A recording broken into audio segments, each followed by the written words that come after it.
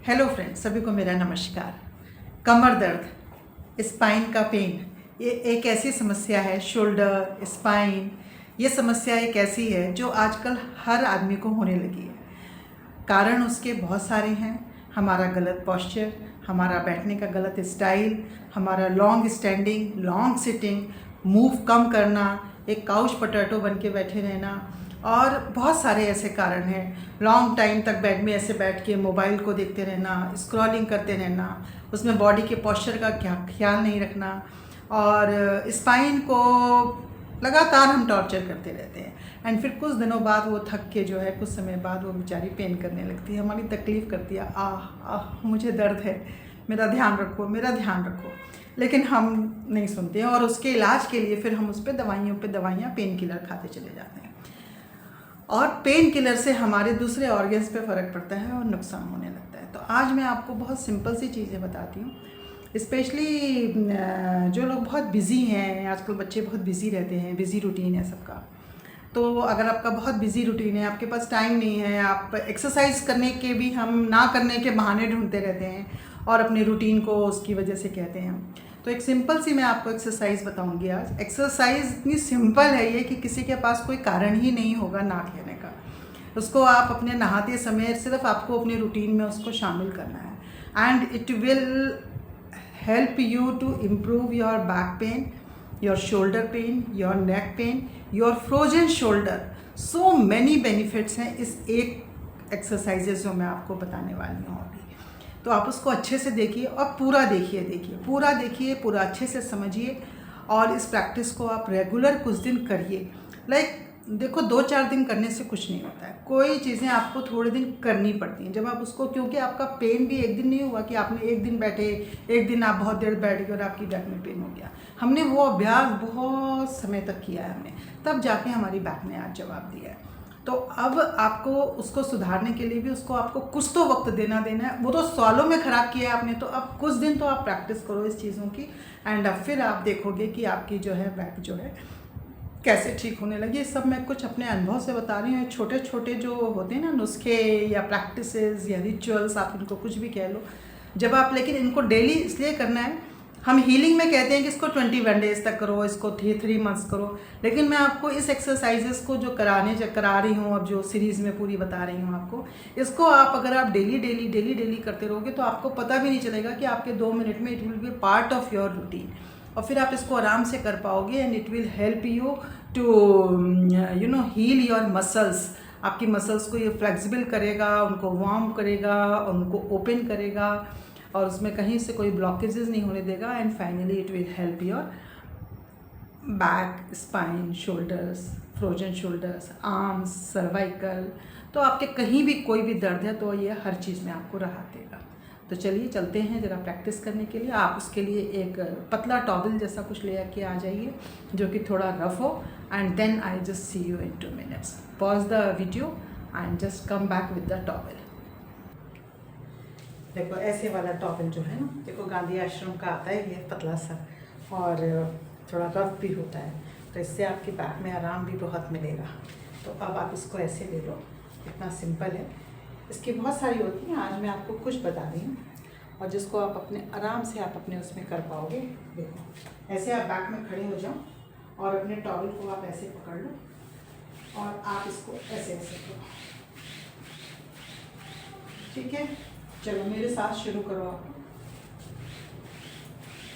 1 2 3 4 5 6 7 8 9 10, और फिर ऐसे नीचे जाओ और यहाँ पे करो। 1 2 3 4 5 6 7 8 9 10। इसको आप नीचे भी ले जा सकते हो और यहाँ हिप तक भी कर सकते हैं। अब इसको यहाँ पे, अब इसको यहाँ पे करना है, ऐसे लेना है आपको, ये अपने शोल्डर्स के लिए। अब आपने इसको यहाँ पे ऐसे करना है। 1 2 3 4 5 6 7 8 9 आई होप आपको अच्छे से दिख 10। अब इस आर्म को चेंज कर लेना है, इसको ऊंचा कर लेना है, इसको नीचे कर लेना है। अब आप इसको ऐसे करना है, ठीक है। 1 2 3 4 5 6 7 8 9 10, ठीक है। 10 हमने ये किया, 10 ये किया, 10 ये किया, 10 ये किया, 40 टाइम्स हो गया। अब हम 10 टाइम ऐसे करेंगे। 1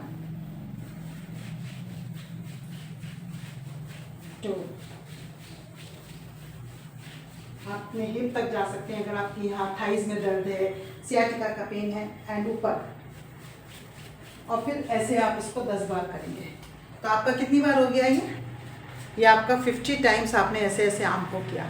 अब आप बताओ मुझे, आप आर्म की एक्सरसाइज करोगे तो क्या आप ऐसे 50 टाइम्स कर पाओगे? नहीं कर पाओगे, आपके हाथ थक जाएंगे। लेकिन जब हम ये टॉवेल के साथ 10-10 बार में, देखो आपने 4 जगह किया, फ्रंट, देन नीचे, फिर आपका ये शोल्डर, फिर आपका ये शोल्डर, एंड फिर एक बार ऊपर से नीचे, नीचे से ऊपर। सो आपका ये शोल्डर रोटेशन पूरा होगा।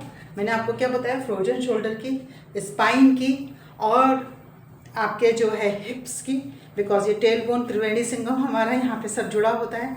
तो ये सारी आपकी जो है ना, ये पूरी आपकी इतने अच्छे से खुलेंगी अगर आप इसको डेली प्रैक्टिस करोगे। सुबह तो आप इसको नहाते समय कर सकते हो, और बदन उस समय बहुत अच्छे से वार्म अप भी हो जाएगा और बहुत अच्छा हो जाएगा। सुबह मॉर्निंग में आप ये कर सकते हो, एंड शाम को भी आप इसको कर सकते हैं। और दोनों टाइम करो, इसमें कोई आपको कोई रूल्स नहीं, कोई ये नहीं, कोई खाने का चक्कर नहीं है, किसी चीज़ का नहीं है कि मॉर्निंग में ही करना है, कुछ करना है। इतना सिंपल है। अगर ये भी नहीं करोगे अपने लिए तो फिर क्या करोगे भाई? तो प्लीज़ करो इसको, और अपने आप को स्वस्थ रखो। हर चीज़ की गोली मत खाते रहो, थोड़े से मेहनत कर लो।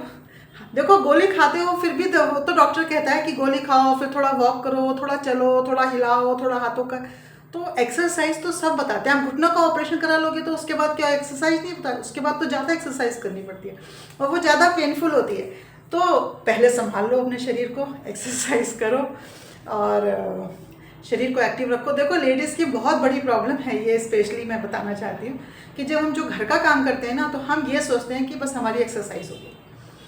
लेकिन लेट मी टेल यू, घर के काम करना एक्सरसाइज है, लेकिन जब था तब था, जब लेडीज चक्की पे काम करती थी, नीचे बैठ के चूल्हे पे खाना बनाती थी, और बर्तन नीचे करती थी, कपड़े नीचे बैठ के धोती थी। आजकल हमारे पास हर चीज़ के लिए मशीन है।